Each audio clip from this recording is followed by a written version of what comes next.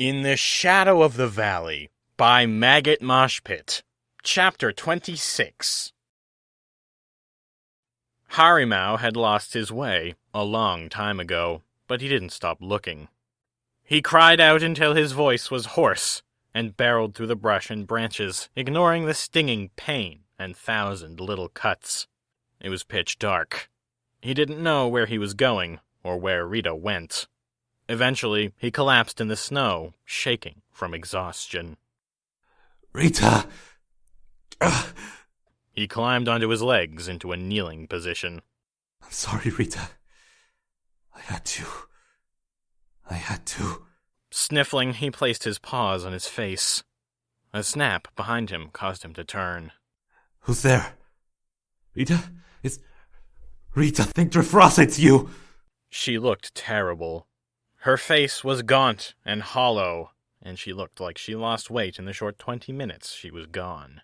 He stood and turned to her, face downcast. He didn't speak. Rita did, though. I'm all alone now, Harimau. He was about to protest when she cut him off.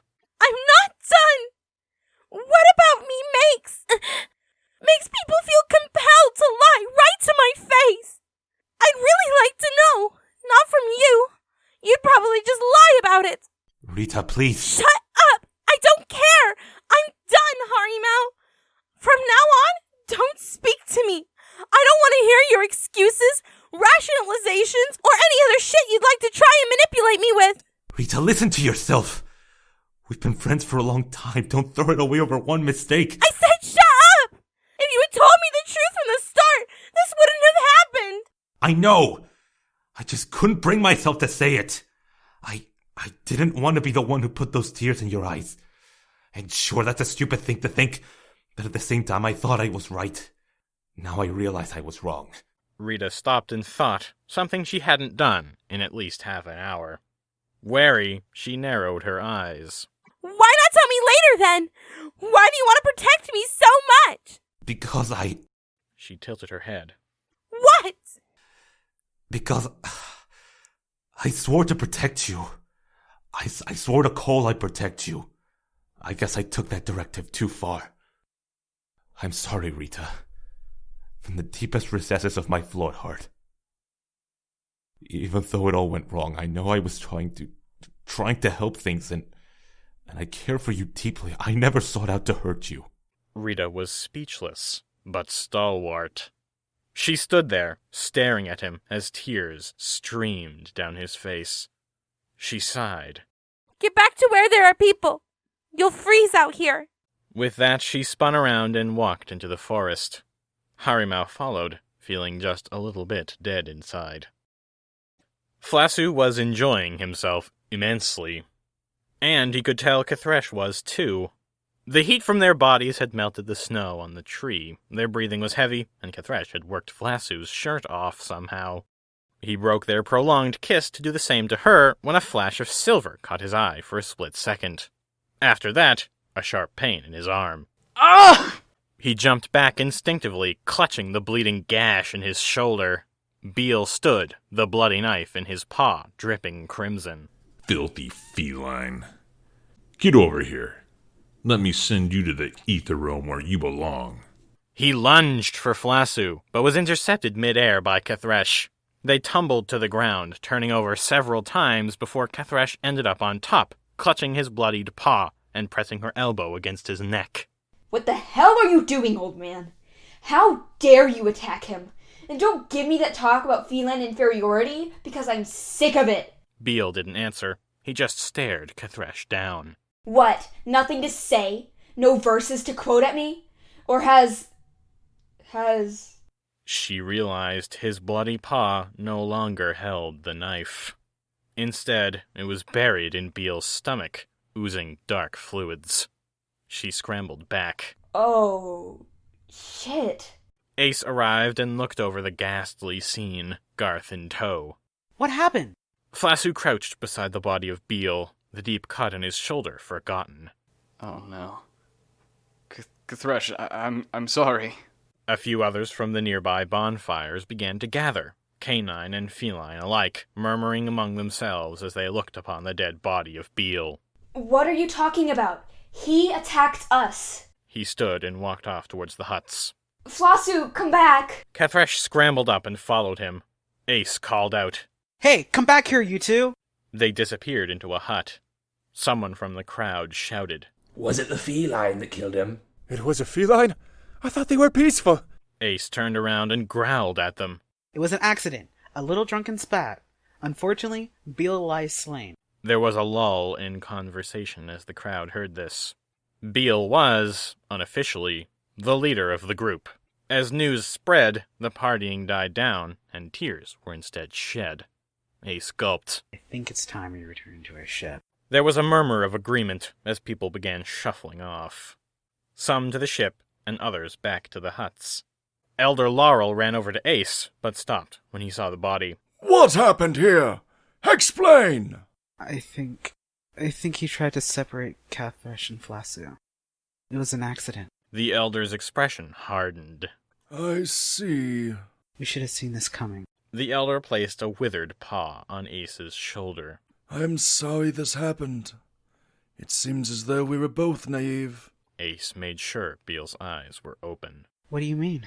I hoped that the social climate of the mainland might be different. I see it has not changed. Ace shook his head. You're wrong. It's changing. I use myself as an example. He looked down at Beale. We'll be back tomorrow. Thank you for your hospitality. The elder nodded. Flasu was bent over a basin of water, looking into his reflection. Kathresh walked in after him. Flasu! He didn't respond. She sighed and poked around the room. Where are there any bandages? That basket has rags in it. She retrieved some long, thin, clean white rags and stood next to Flasu, pulling a stool along with her. Sit. He did. She soaked a rag and cleaned the wound. Flasu flinched and grimaced, but withstood the pain. I'm sorry this happened. I shouldn't have gone after you. Nonsense. She rapped his shoulder over and over. He shook his head. I knew some of your people objected to canine-feline relations. Still sounds alien to me. She tied off the rag. There's no way we could have known, but alright. Maybe what we did was a little rash. Rash? Someone died. His fault for attacking you with a knife. Flasu stood and returned to the basin. Kathresh joined him, and they looked into the water, their two faces staring back. I was going to ask you to stay. You... what? It was a silly notion, brought on by loneliness and ale. Kathresh's heart began beating harder. Flasu. I think you should leave. All of you. Flasu, what the hell are you talking about? He grabbed her paws and shoved them into the water. Immediately, the blood on her paws, his and Beale's, began washing off and turning the water a deep red. He didn't say a word, only walking away to another part of the hut, leaving Kathresh staring at her own red-tinted face. Martin, Bronze, and Arbalest all came over to the scene of the accident, after noticing the escaped slaves all moving off towards the ship. At that point, they had gotten word about what had happened. Martin couldn't say he felt a powerful sense of loss, just regret. I wish I could have gotten through to him. Arbalest was still drunk, but he patted Martin on the shoulder reassuringly. Bronze looked over at the elder and Ace. What now? Ace shook his head. I don't know. There was a heavy silence. The elder turned away and walked towards his hut. I think we should sleep away our drunkenness. We can discuss this tomorrow. As the elder walked off, Martin looked back at the body. We should bury him. Bronze drew his blade and stabbed the ground. The frost is too thick here. We'd better bury him at sea. Martin nodded, removing his cloak. Give me a hand here. They wrapped him, and together bore his body towards the ship. After his confrontation in the woods, Harimau did not feel like partying much. He had already returned to the ship, and was sitting there watching his navel and nursing a bottle of ale he had taken with him. He reached up and placed a paw on his chest between his pecs, pulling on his fur a bit. He was finally developing his winter coat. He sighed. It was getting later and later every year, for everyone. At this rate, no one would get that thick, silky scarf-like fur again. Stress from the war was the most probable cause. It was a shame, too. He always loved Rita's winter coat. He shook his head and downed the remaining ale. No use thinking about that now. The alcohol had little effect on him, and he found no comfort in it. He perked up as he heard footsteps from above him, and stood to see what was happening. He staggered a bit, clearly more inebriated than he originally thought. Stumbling towards the ladder, he climbed onto the deck where the assembly of returning canines were conversing under the moonlight. He walked over to a group consisting of Petal and a few he didn't recognize. What are you all doing back here?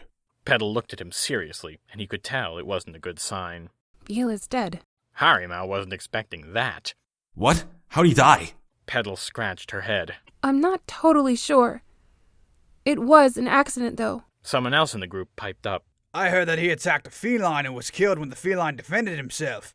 That seems plausible, but wasn't Ace watching him? There were shrugs and murmurs and I don't knows. Harimau stroked his chin. He was too absorbed in his night with Rita that he never considered there would be unrest between the two camps. Now that he thought about it, there was always a risk of that, though he never thought it would be this serious. A drunken brawl, maybe, not a death. What happens now? I don't know. We'd usually ask Beale, but... There was a commotion from nearby. The group went to see what it was, and across the beach moved 4 figures. Harimau squinted. No, 5 figures. One was being borne by the others towards the surf. They set the figure down, and one went to climb aboard. It didn't take a genius to figure out who the body was. Ace climbed aboard, his usual confident air now undone. Hey, everyone. There was an awkward silence. He coughed. I'm sure you've all, heard what's happened. We're gonna bury him at sea now, so if you want to come pay your respects, now's the time to do it. There was some murmuring as people moved off the boat and onto the beach.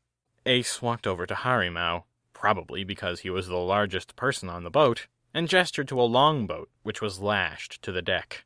Could you help me get this onto the beach? He didn't know if he should, given the amount of alcohol he had consumed, but he was the strongest there, by far. Yeah, sure. They began untying the boat, and Harimau noted the expression on Ace's face. He seemed more agitated than the rest of the escapees. Did you know Beale well?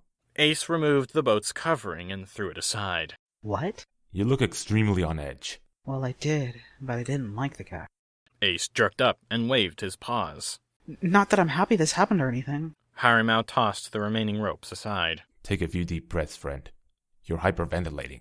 They picked up the boat and brought it to the rail, where the rope ladder was. They set it down. Sorry, it's just that Beale was kind of our leader, as you probably already gathered. I know, but why are you more anxious than the rest? He shrugged. I just get the feeling that people are going to expect me to take his place as wise leader in dire times. I don't want that. Sometimes power lands in our laps. There's nothing we can do about it. Isn't there? Harimau chuckled. If people want you to lead them, it's probably best you do. It means they trust you. He climbed down the ladder. Ace peered over the edge. The boat was too short to be safely dropped vertically, so someone had to be there to catch it. Harimau spread his arms. Come on, I can catch it. Ace took hold and began pushing. All right, be careful. The boat slid and eventually began to fall, Ace letting go before it pulled him off the ship. It fell for a couple feet before Harimau caught it and held it against the side of the ship. He let it down gently as Ace climbed down as well. He looked up at Harimau with new respect. You are very strong. He chuckled dryly. Thanks. They dragged the boat over to the crowd. They parted, and Martin stepped over, cradling the corpse, which was still wrapped in his cloak. Here he is. Bronze took his blade and cracked the bottom of the boat, ensuring it would sink after a while. The boat was pushed to the edge of the water and left there, getting licked by the waves. A few people were looking at Ace. He scratched his head and coughed. Rest peacefully, friend. He pushed the longboat out, and it was quickly swept away. After a few minutes that felt like hours, it finally sank below the waves. The onlookers lingered momentarily, but eventually people began trickling back aboard the ship to get some rest. Ace yawned, turning to Martin. It's very late. Come, let's to bed. They began walking towards the ship, the nighttime air causing them to shiver somewhat.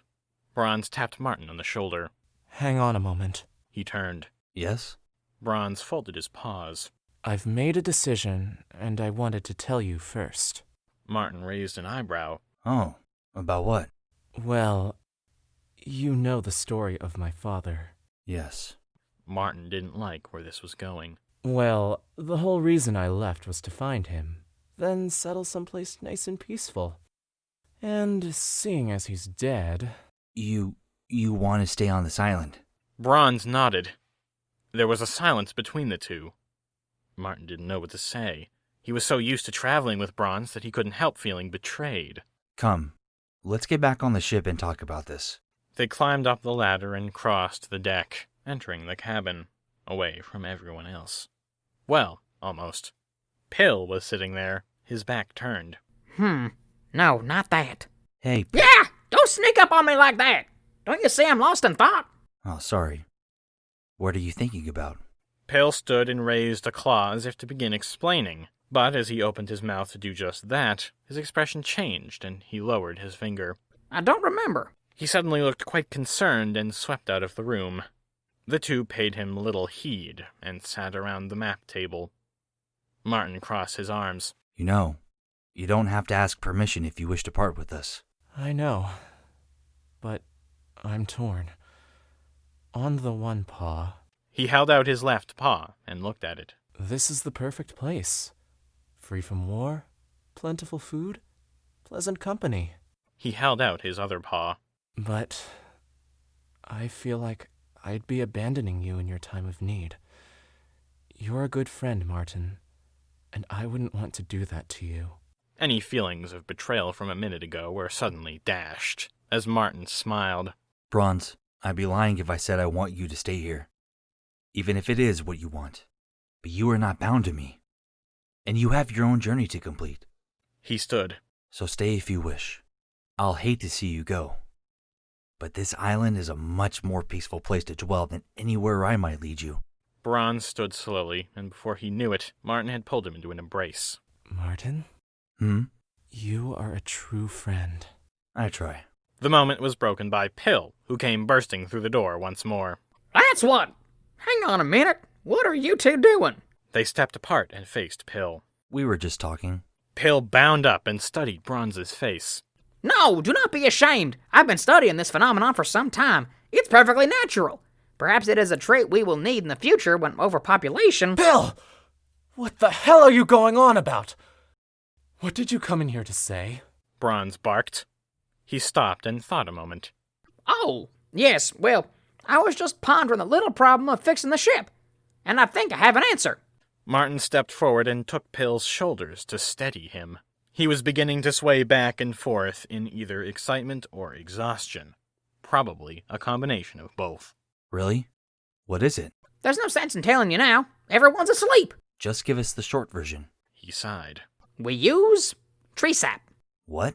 Tree sap! We don't have the proper minerals to make regular sealing agent, so we'll use sap. You'll have to explain in more depth tomorrow. Pill whirled around. Bah! I told you it was too late for this. Now, I'm going to get a nice night's sleep for once. It's been too long. He flew out as fast as he had stormed in. Martin and Bronze looked at each other. We should probably go sleep too. Right. They exited the cabin, parted ways, and went to find quiet spots to sleep. The investigator, who was no longer the investigator thanks to his failure, walked up to the Regent's door, swirling his cloak. He removed a paw from behind his back and waved the guard aside. He swung the door open and announced himself. Regent, sir, I have done as you asked. Give the word and we shall commence. The Regent was holding his shoulder and reading something. Although he didn't let anyone know, not even the doctor, it had become badly infected and was severely sapping his energy. He tried regulating the pain with whatever numbing herbs or soothing creams he could get clandestinely, but so far they had amounted to very little. He turned to face the investigator. No, not yet. I need Halen well and on his feet. He must participate as well. That could take a few days, sir. I'm well aware of that, rat. The investigator flared his nostrils, but bore the insult. He was used to being the Regent's golden boy. As you wish, sir. He stood stock still. The regent glared at him. Well, do you have anything else to say? If I was to speak freely, sir. Just this once. He held out his paws beseechingly and took a step forward. This plan is a little much, don't you think? All of this effort to capture one man, and it'll ruin your public image. You've said your piece. Now get out. But... Get out! I must meditate. The investigator swirled his cloak and swiftly swept out of the room. The regent grasped his shoulder again, pain flaring up there for no apparent reason. That little wretch got me good, it seems. Well, he's not around to laugh, at least. The forest was completely quiet. Molka sat down to rest and enjoy the serenity. Some insects broke the silence from time to time. One was fairly large, and Molka swept at it, batting it into the snow. He bent over to pick it up when a voice boomed from the forest. Identify yourself! He sprang up. Molka, trick tracker for the Regent of Frostblight. A group emerged from the forest, and Molka shuddered in fright. Don't hurt me! The Regent will have your head! Zik stepped out of the woods. Do not be afraid, Molka. We are also trackers for the Regent of Frostblight. He jumped in surprise. Really? I've been bid to find you, sirs. You must return to the town immediately. Ziff stepped out from behind Zik. We were already heading there. What is so urgent? I do not know. I only know you must come with me. Zik and Ziff shared a glance, then turned back to Molka. Very well, we go.